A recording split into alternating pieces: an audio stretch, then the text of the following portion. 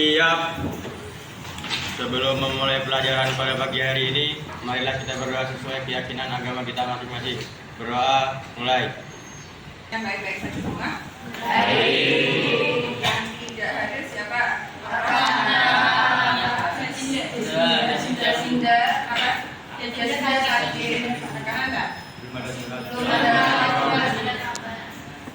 Kemarin kita belajar tentang pendapatan nasional, manfaat sama konsep. Nah, kita review lagi. Pendapatan nasional apa kemarin? Dan WNI luar negeri. Itu biasanya istilahnya apa? Kalau WNI plus WNA PNB. apa? PNB. PNB. Kalau satunya apa? GDP. GDP. Apa GDP? Domestik. Domestik. Apa yang gitu?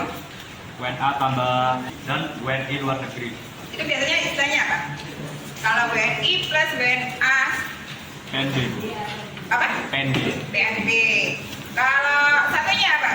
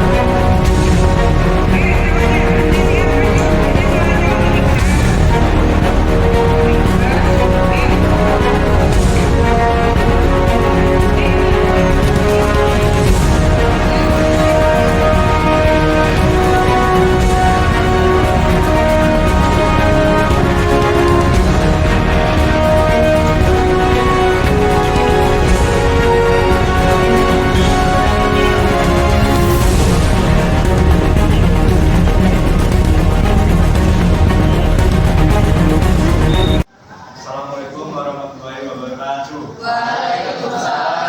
Untuk mengevaluasi standar hidup dan kualitas hidup penduduk. Pendapatan per kapita untuk suatu negara dihitung dengan membagi pendapatan nasional negara tersebut dengan penduduknya. Pendapatan per kapita pada negara dapat meningkat apabila pendapatan rata-rata pada penduduk negara tersebut naik atau tinggi. Permasalahan. September 2020, Bank Dunia mengestimasi angka kemiskinan Indonesia tahun 2020 dapat mencapai 11,8%. Artinya, program pendidikan di tahun 2020 telah mampu menyelamatkan lebih dari 5 juta orang dari kemiskinan. Bahkan lebih jauh, program saja. Jadi kasus yang lama hanya untuk kebanjiran, untuk yang kasus yang baru ada. Ya karena kita salah dalam mencari kasus itu.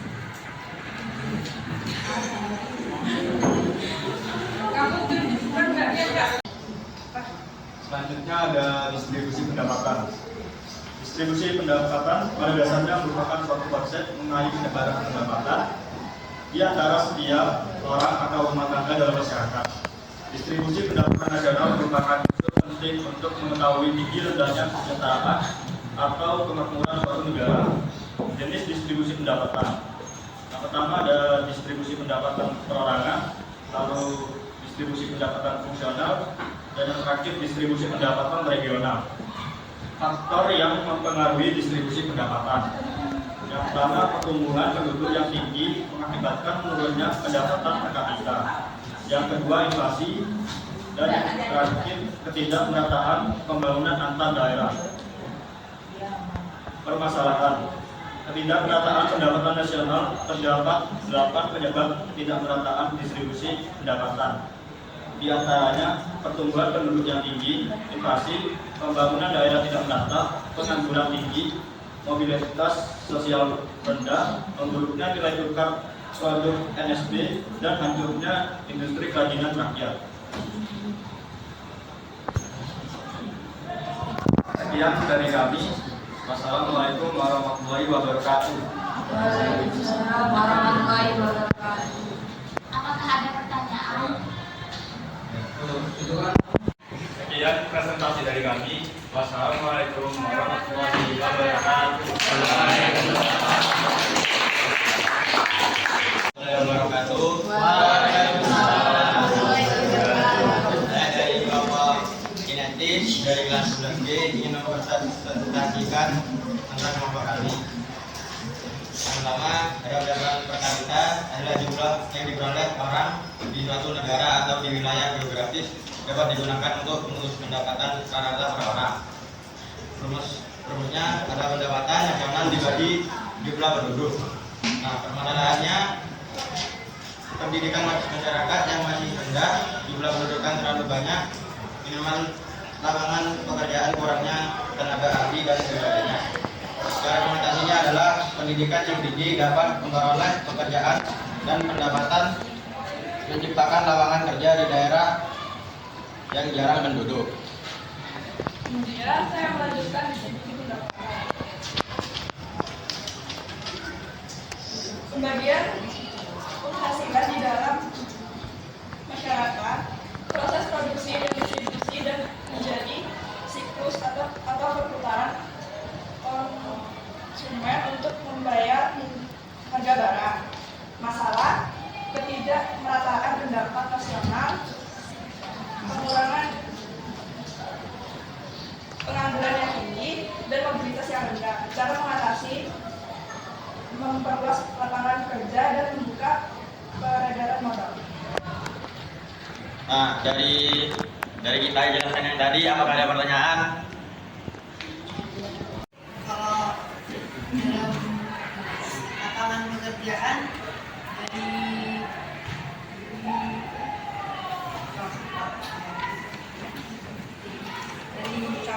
contoh lapangan pekerjaannya apa?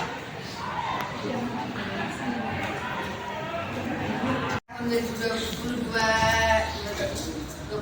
nih, itu pendapatannya ada 4.349,5. Sementara untuk angka PDB per kapita melampaui level sebelum pandemi pada 2019 yang mencapai 59,3 juta. Berkali-kali berapa?